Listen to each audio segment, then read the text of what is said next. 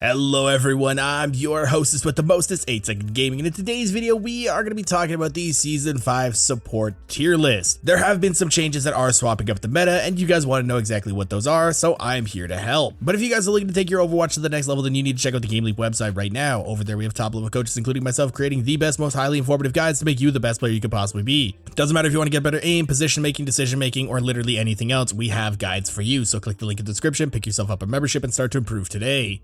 But okay, let's hop into things, and first we are going to have a little brief chat about what was changed to support. First off, Lifeweaver was given a little bit more healing, his pedal platform is easier to stay on if you're on it, and his life grip heals as well as being on a lower cooldown. Now this is all just a lot of quality of life for him and is very nice. Moira was hit with a nerf and she is now affected by the new hinder effect, so if she wasn't bad enough, she's just, worse now. But those are all the changes that you really need to know about, so now let's make our way into the actual tier list, and let's start off with the D tier, and you probably guessed it, we have Moira here.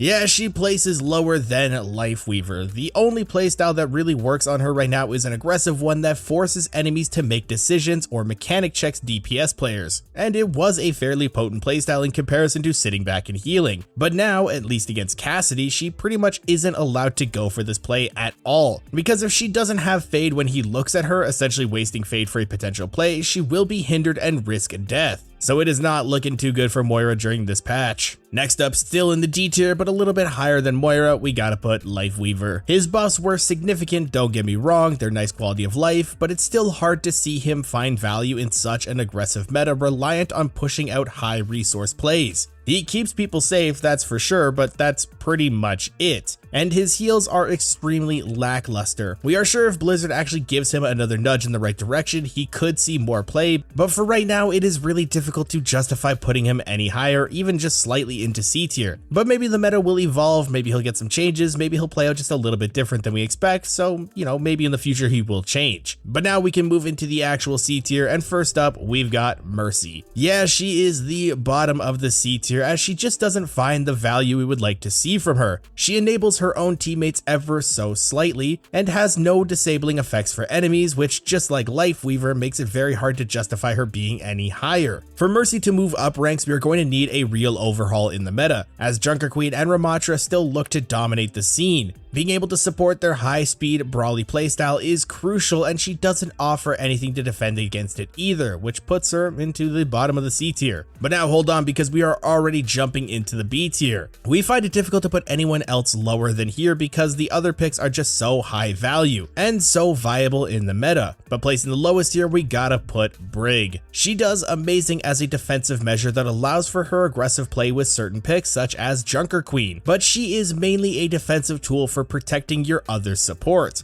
Playing her alongside picks like Ana or Zenyatta can allow them to be significantly more impactful, as it is almost an essential pick into any dive-esque hero. We would place her higher, but she is considerably more situational than any other hero, only working well with a select few in the grand scheme of things, those being Ana, Zenyatta, and sometimes Lucio. Now, she can work with Mercy, Baptiste, or Kiriko, but it leaves the team with little to no utility at all and no help to aggressive plays other than sustain in such an aggressive meta. But still, B tier is a very comfy spot for her. But coming in next, we have Kiriko. She is considerably more difficult even with her simplistic kit, which makes her hard to place any higher than B tier, as she gains amazing value but mainly from the off-angling dueling aspect that her small hitbox and 3x damage multiplying headshots allow for. Knowing how to abuse this is key, and having the understanding of when to off-angle and look for those aggressive plays can be extremely difficult, even for some of the best players in the world. Overall though, we have to admit she is an extremely strong hero, working well with pretty much every support, and also finding great value with every type of team composition, whether it's brawl, dive, even poke versus poke, where again she can look for those sneaky off angles on enemy snipers.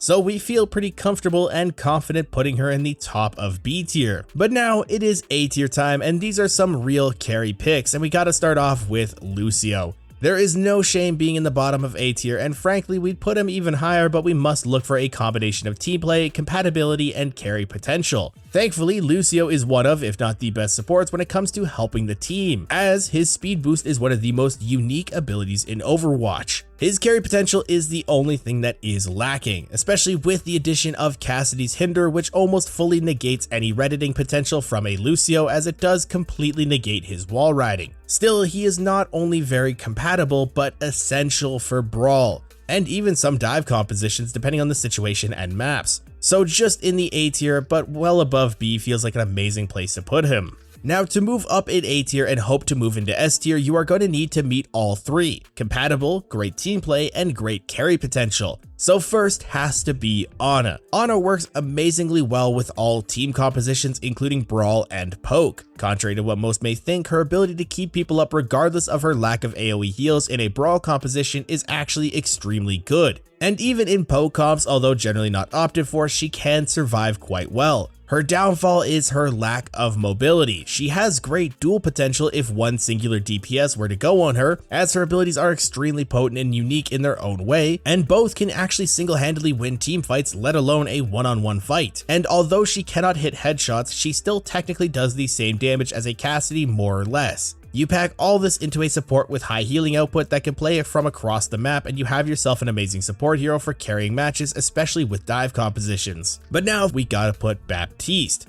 Where otherwise we would certainly put Baptiste as our number one pick, we gotta put him one spot away. The Ramattra and Junker Queen meta is still here, and Baptiste is still an amazing pick as he works ridiculously well with both of them. We have seen him work very, very well with even some ball compositions, showing how versatile he can be in the meta. He works extremely well in all compositions, and he can also be played with literally any other healer, as he can output the highest heals in the game over time and in one burst near enough, and he also can choose between extremely high damage, high duel potential playstyle, or to be playing with the team. So as you can see, it's hard to put him anywhere other than S tier, as from a support standpoint, he is simply unmatched. But now for the number one spot in this tier list, and you've probably already guessed it, we gotta give it to Zenyatta. You gotta imagine just how powerful he is if we can give him the number one spot yet again, even with the lack of versatility he has, because in all honesty, he isn't that versatile.